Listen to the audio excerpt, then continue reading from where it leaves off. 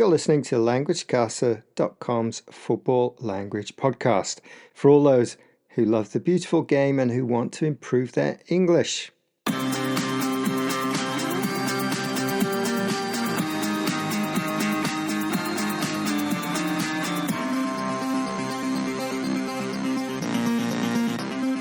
Hi there, my name's Damon and I'm recording this in Tokyo while the other side of the world in London is Damien. Hi there, Damien. What have you been up to? Hello, Damon. It's great to hear from you.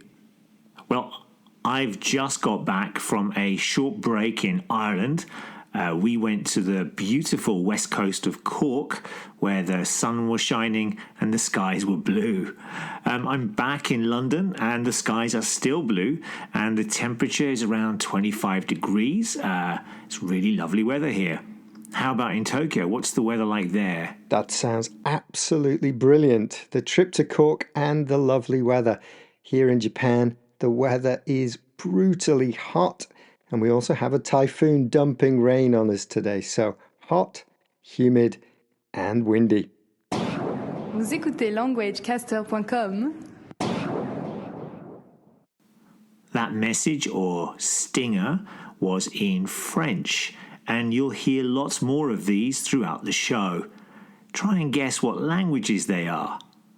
Don't worry if you don't know, you'll be able to see them in our transcript to the show by coming along to our site at languagecaster.com. Right, Damon, what's on the show today? Well, as I said, I'm looking forward to the new season, and that's what we will do on the show today. We will make some predictions about the season in the Premier League. We will guess the winners, who will be relegated, and also talk a little about our teams. For you, Tottenham Hotspur, and for me, Liverpool. Hi, my name's David. I'm from London and I'm an Arsenal fan, and you're listening to languagecaster.com. Right, let's kick off our new season with our 2024-25 Premier League season preview. Damien, who do you predict will win the Premier League? Well, it is hard to look past Manchester City, who of course have won the past 4 titles, and that's a league record.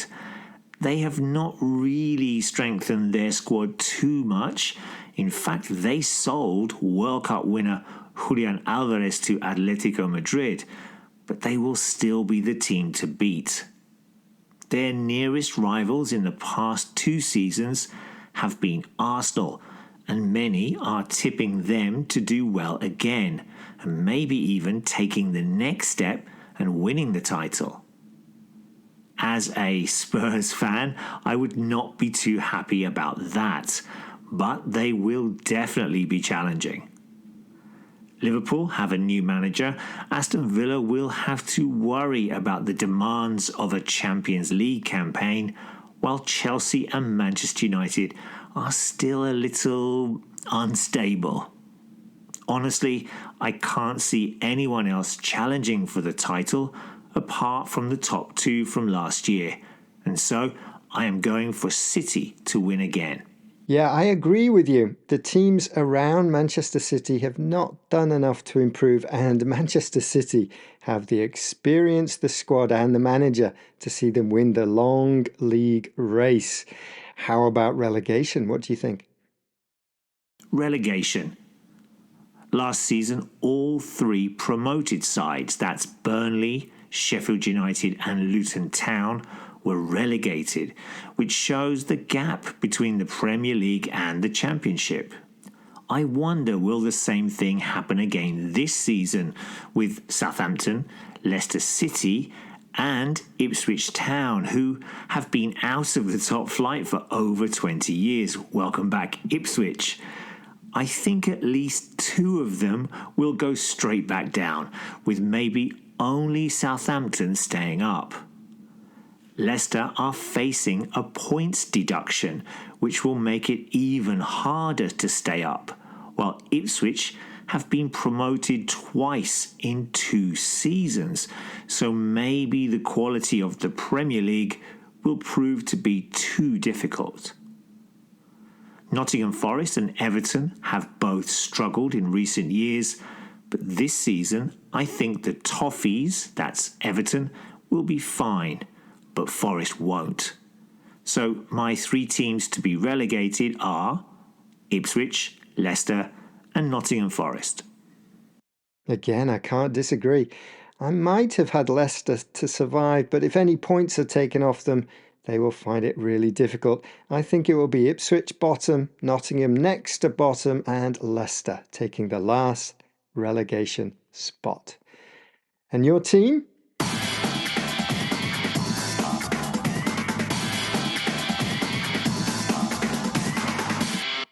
Right, what do I think of Tottenham's chances for the new season? This will be Australian manager Ange Postecoglou's second season after finishing 5th on 66 points last year. And I think most Spurs fans were pleased with that, especially as we had sold our record goal scorer and club icon Harry Kane. Football under the previous managers had not been exciting to watch, and although we had some downs and a huge injury list, there was clearly some progress in the way that we played. There is a clear transfer strategy of buying young players, and we have spent a lot of money on 2 18-year-olds. Lucas Bergvall from Djurgården in Sweden and Archie Gray from Leeds. Gray cost over 30 million and they have already impressed in pre-season. We have also spent a lot of money on a new number 9, Dominic Solanke from Bournemouth, and are still looking for more signings. The club have also released, sold or loaned out over 10 players, so it is clear that the manager is shaping the squad to suit his playing style. Now, last season, we only played 41 games after early defeats in both cups and no European football. This season, we are in the Europa League, where we are guaranteed at least 8 games in the new look tournament. Hopefully, we will also have a cup run, which means that we will have over 50 games, so it is clear that we need a bigger squad. We have not won a trophy since 2008, and the fans are hungry for success. Could this finally be the year? I don't think we are going to be challenging for the league title, but maybe with a lucky draw we might do well in the cups. However, I don't think we'll do that well in the Europa League, as it is such a difficult tournament to win with so many games. And of course, these games take place on Thursday nights, which is not ideal at all. If we finish in the top 4, it will be great. And who knows, maybe this year 5th place will guarantee Champions League football if the other English sides do well this season. So, a continuation of the progress from last year, and maybe aiming for 70 plus points and a cup run with a couple of good European nights, I think would be a good season. Very sensible wishes there. A cup run is great for the fans, and I'm hoping Liverpool get some more silverware this season after winning the League Cup last year. Maybe the same again. Top 4 is probably a minimum hope, but with a new manager and no new signings, that will not be easy. If Zubamendi from Real Sociedad had accepted Liverpool's offer, I would be a lot happier. A big signing, a new face, could have changed the atmosphere in the changing room, I think. This squad, despite being full of quite a number of new signings from the previous year or two, may just feel a bit tired. So I'd take a domestic cup, a last 16 in the Champions League and a top 4 finish. State ascoltando languagecaster.com. Predictions.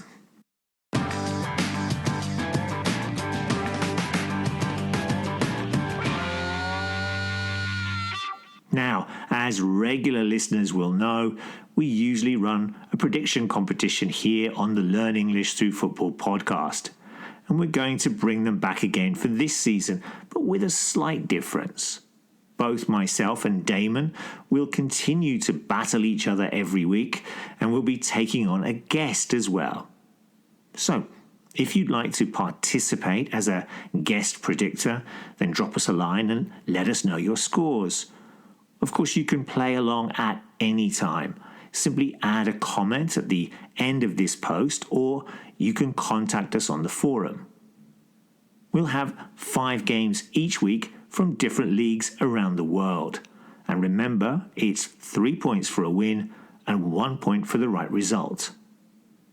And this week's guest predictor is Brendan, who is a Manchester United fan.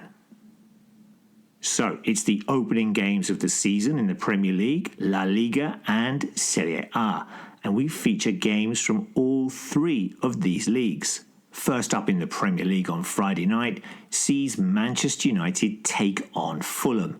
Remember, we discussed this phrase in the last podcast. To take on another team means to play against them or to face them. I think United will be too good for Fulham, even though the Londoners have bought lots of new players. 2-0 to United for me. 2 other games from the Premier League see newly promoted Ipswich Town take on Liverpool. I don't think there will be any shocks here, as the Reds will win 2-0.